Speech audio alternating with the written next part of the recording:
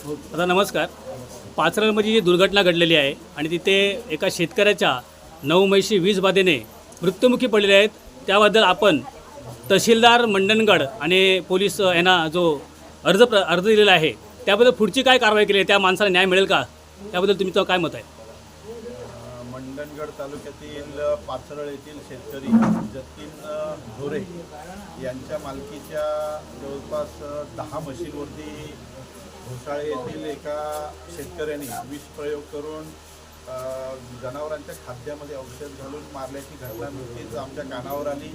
आम्ही घटनास्थळाला भेटसुद्धा दिली, त्या शेतकऱ्याला देखील भेटलो आणि त्या शेतकऱ्याकडे भेटल्यानंतर त्याच्याकडून असं समजलं की तेथील एक स्थानिक बागायतदार संतोष गोसाळकर यांनी वारंवार त्यांना सूचना दिल्या होत्या की माझ्या शेतामध्ये जर का माझ्या कंपाऊंडमध्ये तुमची गुरं आली तर मी तुमच्यावरती गुन्हे दाखल करेन किंवा गुरांना मारेन.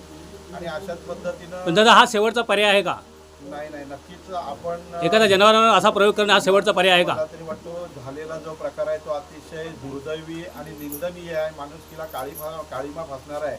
ज्यावेळी आम्ही त्या शेतकऱ्याकडून माहिती घेतली त्यावेळी तर असं इतकं हृदय पिळवटून येईल अशा प्रकारची आम्हाला त्यांच्याकडून माहिती मिळाली की ज्या म्हशी मृत पावलेल्या आहेत त्यापैकी काही म्हशी या गाभण होत्या आणि अर्धवट पिंड बाहेर आलेले आहेत. कसं वाटतं? असह्य झाल्यामुळं त्या म्हशींच्या पोटातून अर्धवट पिंड बाहेर येऊन पिंडासकट त्या म्हशींचा मृत्यू झालेला आहे. म्हणजे अतिशय दुर्दैवी आणि मन हेलावणारी ही घटना आहे. ज्यांनी हे कृत्य केलं असेल आम्ही पोलीस स्टेशनला याबाबत निवेदन दिलेलं आहे, तहसीलदारांना देखील निवेदन दिलेलं आहे, राज्याचे गृहराज्यमंत्री योगीदादा कदम यांना देखील त्याबाबतचं निवेदन आणि आम्ही विनंती केलेली आहे की कोणीही असो झालेलं कृत्य आहे हे अतिशय निर्घुणपणे केलेलं आहे.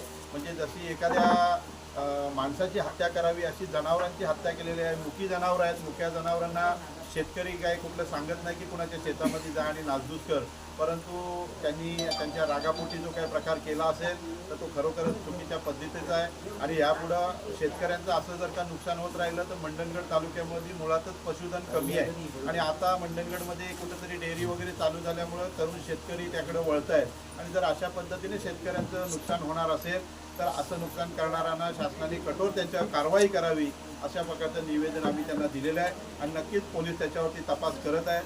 मला वाटतं 1-2 दिवसापूर्वी फॉरेन्सिक लॅबची टीम देखील येऊन गेलेली आहे, त्याचे नमुने घेतलेले आहेत. पोलिसांनी ज्या ठिकाणी त्यांना योग्य दिशेने तपास करावासा वाटतो अशा पद्धतीने त्यांचा तपास सुरू आहे. आम्ही देखील त्यांच्या संपर्कात आहोत आणि लवकरात लवकर अशा लोकांवरती चांगलीच कडक कारवाई होईल असा मला विश्वास आहे. धन्यवाद.